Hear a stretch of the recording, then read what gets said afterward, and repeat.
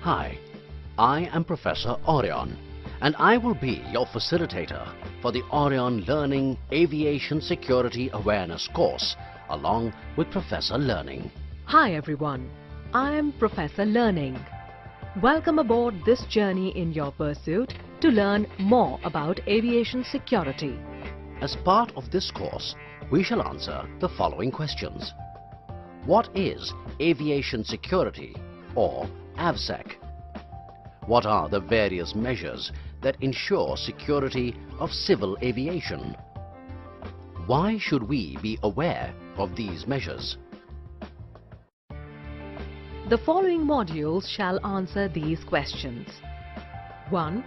Introduction to AVSEC. Aviation security. 2. Access control. 3. Protection and search of aircraft. 4.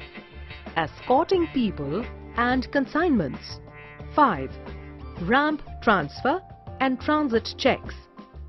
6. Bomb threat procedure. Let's start with our first module, in which we will cover 1. Definition, need and significance of aviation security. 2. Threats to civil aviation security. 3. Various international and national agencies regulating civil aviation security. 4. A brief overview of the aviation security measures.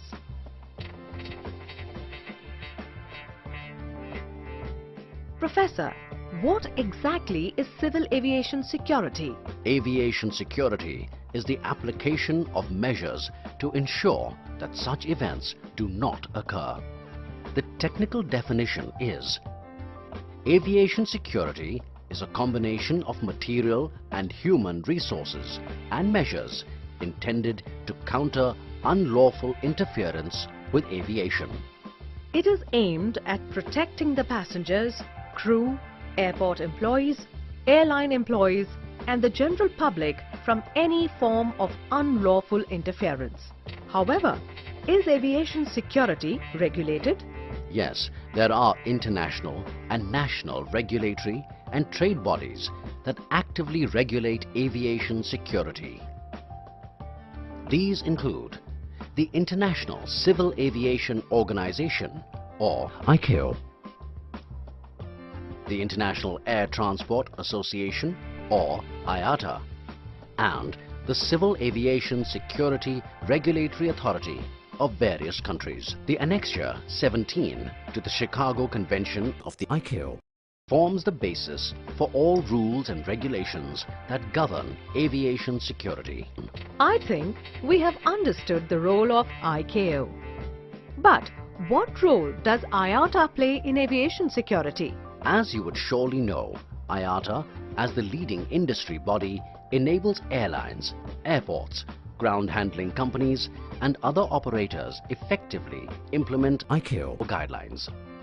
The ICAO guidelines are transformed into the IATA Aviation Security Manual, which is used as a field document by operators.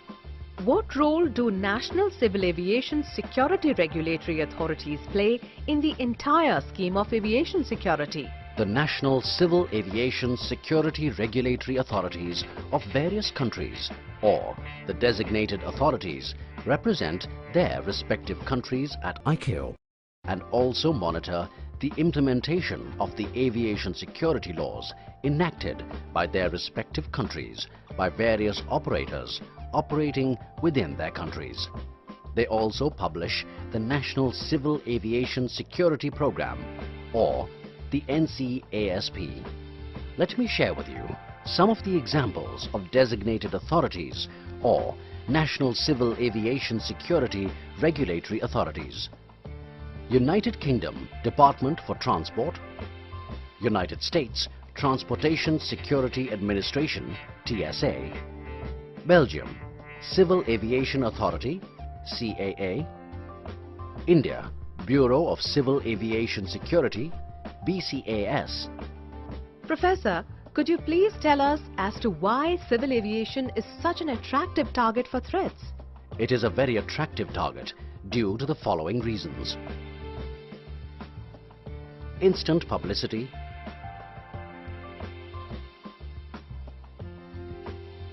aircraft possess inherent mobility, different nationalities involved, aircraft can be easily taken in control, means of extortion, ransom, carriers are seen as flag bearers, small quantity of explosive can cause huge damage, economic damage to the country and the airline. All these reasons lead to what is referred to as acts of unlawful interference. Acts of unlawful interference. What are they? These are acts or attempted acts to jeopardize the security in civil aviation, such as hijacking an aircraft, placing a bomb or other explosive device on board, forcible entry into an aircraft, hostage taking on board an aircraft or at an airport, etc. How do the various measures adopted by aviation security agencies stop these dreadful acts of unlawful interference? The two main functions that are carried out by aviation security agencies are anti-hijacking and anti-sabotage. What is anti-hijacking and anti-sabotage?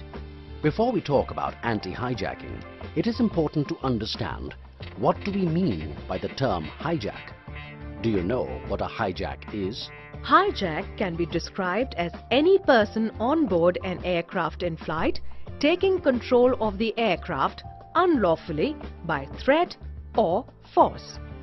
Absolutely correct. There are various types of hijackers, namely terrorists and criminals, refugees and psychopaths. Very true. Now, let us talk about anti-hijacking and what it denotes. Anti-hijacking means all measures aimed at preventing the hijack of an aircraft or aviation facilities. The responsibility for the implementation of anti-hijacking measure is generally the responsibility of state security agencies or federal security agencies, or agencies authorized by the state to carry out anti-hijacking functions: airport security police, state police and military. There are a set of rules and protocols that need to be followed to ensure complete safety.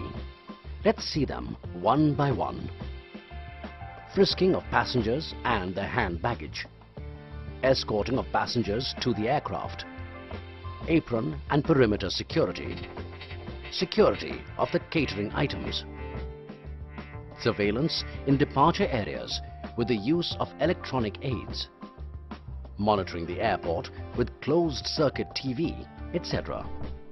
Professor, having learnt about anti-hijacking, what exactly is anti-sabotage?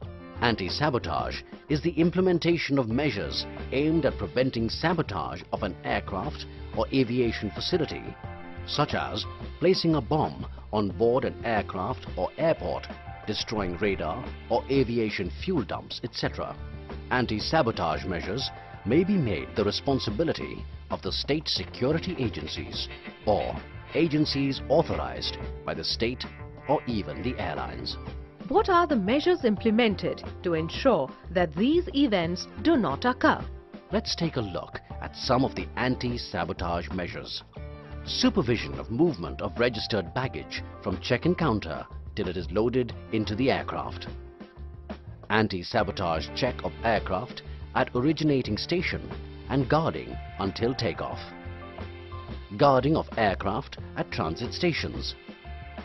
Prevention of access by unauthorized persons by checking airport entry permit, AEP or pass. On-the-job supervision of all personnel. Security of aircrew baggage. Security of aircraft document bags. Security of catering items. security of fuel, security of cargo, postal mail, company stores, non-acceptance of last-minute items by passengers, passengers to ensure that they are sure of the contents of their baggage. That brings us to the end of Module 1. So, in this module, we have learnt 1. Definition, need and significance of aviation security. 2. Threats to civil aviation security. 3. Various international and national agencies regulating civil aviation security. 4. And a brief overview of the aviation security measures. Thank you.